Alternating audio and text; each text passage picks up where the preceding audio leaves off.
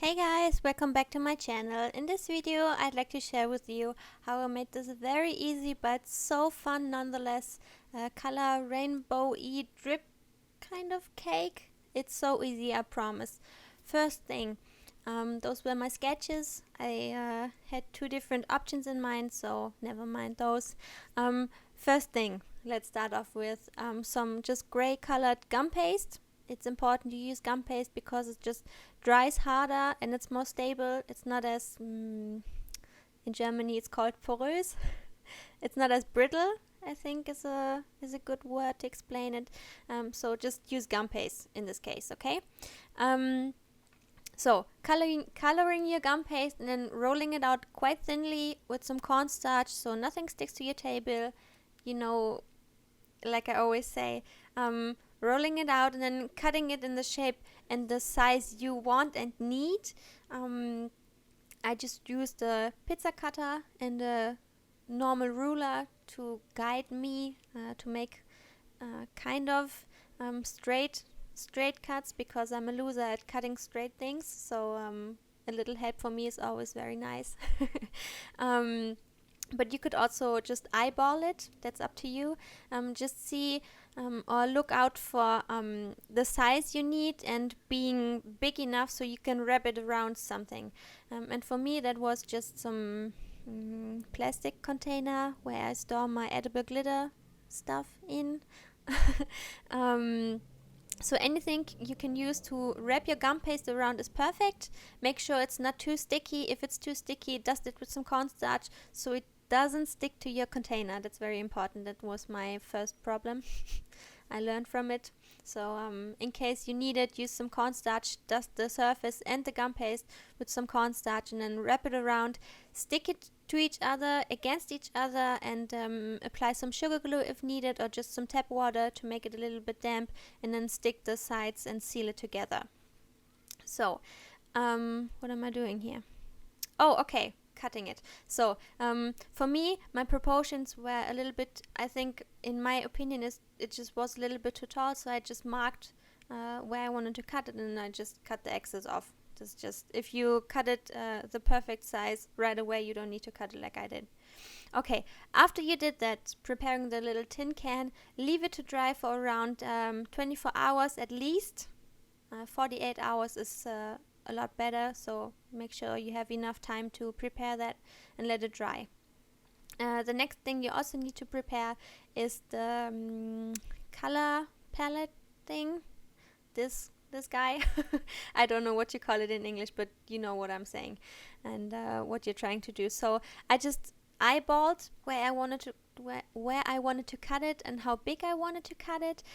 If you're unsure about the size and the proportions, just maybe print you something out. So you have to how do you say that? As a stencil, there you go. So if you need to print something out, for me I think the shape is quite easy, so I just eyeballed it. Whatever floats your boat, do whatever you like and what you feel comfortable with. Cut it out. Oh, by the way, I'm using some gum paste again because this needs to dry as well completely, make it rock hard. So use gum paste again please to make it nice and stable and not too brittle as the tin can. We talked about that earlier, you remember? Yeah. So just cut your shape and cut the little hole where your thumb is supposed to go. And then the next thing I did was I just used leftover colorful fondant and just took little pieces, wrote them into a little ball, and then just stuck them onto my color palette thingy. You can use, of course, however many colors you would like to have on top. The other thing I was thinking about, maybe you can use some royal icing to mimic the colors on top of this color palette. That's up to you. For me, this option was easier, so I just went with it. So yeah, up to you. All I did was to come back to the video, just roll some round balls, stick them on, put some pressure on them so they're a bit more flat and not as ball round, and then just let everything dry. also for at least 24 hours, if not 48 hours. That would be even better. Okay, leave it out to dry. The next thing I did was a few days later, obviously, rolling out my fondant. The fondant I'm using is called Massaticino. It's a Swiss brand, as you all know by now. It's my favorite brand, the only one I'm using. I'm trying to link it down below in the info box if you want to try it out or see if you can get it wherever you're watching.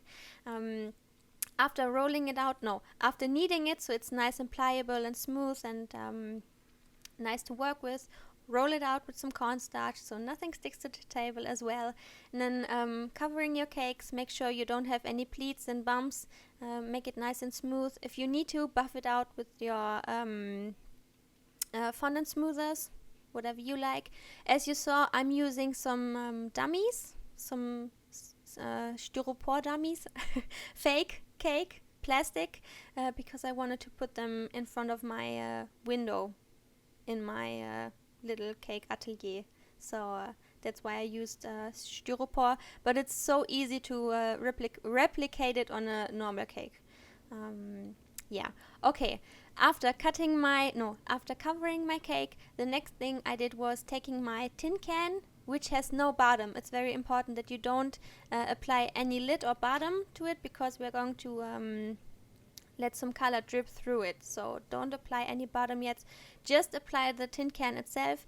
And what I did, I just took a little ball of fondant to glue underneath my tin can, so I have a little bit of an angle where the colors running out. That's why I glued the little ball underneath, so I have a little angle. Okay, let's talk about the colors or the material I'm using. I'm using royal icing, so that's just egg white and some powdered sugar and some lemon acid. Yeah, that's what I'm used to, and that's what I'm using. I just made a little batch, divided that into 6 different bowls, and then of course coloring it in the colors of the rainbow. I'm just using some gel color from Americolor, yeah, or Wilton. Some are Wilton, some are Americolor, some are Sugar Flare. Just any kind of color. Color your royal icing, and then what I did, I just used some small disposable plastic piping bags, put the royal icing inside, and try to shut them off so they don't dry out. And then I'm going color by color. The thing with the consistency, I had a lot of trouble in my first experience and experiments, there you go, with the consistency, finding the right consistency so it drips nicely, makes nice drips but doesn't drip too much, so it's just how do you say it, it's just dripping off your cake. I'm trying to, yeah, I have a little bit of a clip where I show you how I make sure my consistencies are all right. Just hang on. Before I show you that, the thing I also did was apply a little lid, so just a little round fondant cutout I also made when I made the tin can. Okay, gluing that on, and now you can see what I'm trying to do always to see if my consistencies are right is taking a little bit of my royal icing and just piping that into a little cup or something and see how fast it's dripping down my cup. And if it's too fast, of course, I'm putting some more powdered sugar so my consistency gets a little bit stiffer. If it's too stiff, I'm adding a little bit of lemon juice. There you go. Just make sure your consistencies are right. At the moment it sounds maybe a little bit complicated, but if you get the hang of it on your second color, it's so easy, and it's so fun. It's the first time ever I did something so fun like this, and I was just having the time. I'm telling you, it was so awesome. So I just piped my royal icing. I tried to make some nice drips on the top tier and also on the bottom tier. So let everything drip down and maybe help it guide down to the second, drip down the second tier. I hope you get what I'm saying. So yeah, just letting everything drip down. Have some awesome time, have an awesome time, have some fun. Yeah, just have a good time. Apply all your colors round around. Yeah, I think I don't have anything more to say about that. Just apply all your colors and then we'll be right back and continue together.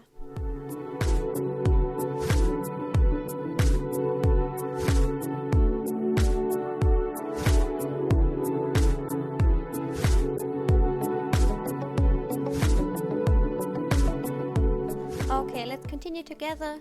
After applying all your colors, having some fun time, take your now dried and very hard color palette thing. I still don't know how to say what this is called, but just take it. And what I had to do was secure it with some toothpicks until my royal icing was completely dry. So just try to stick them underneath, so the weight from the coloring palette is sitting on top of the toothpick. There you go. Okay, in this sequence I'm just trying to show you that after I colored my whole cake, I transferred it to a nice cake stand, and now I'm just what do you say, trying to make the drips on the bottom look nice again, because they were a little bit of swooshed out. They weren't looking as nice, so I tried to fix that. And yeah, okay, next part. I'm sorry. I'm rambling. What I did was I used some liquid silver food paint, which I don't like. I don't recommend that, but I was trying to give it a nice little silver coloring. I know you can just use some alcohol and some powdered color, food color stuff, but I was trying to use up this silver liquid cake paint, so that's why I used it. But as you can see, it's so streaky. It doesn't dry.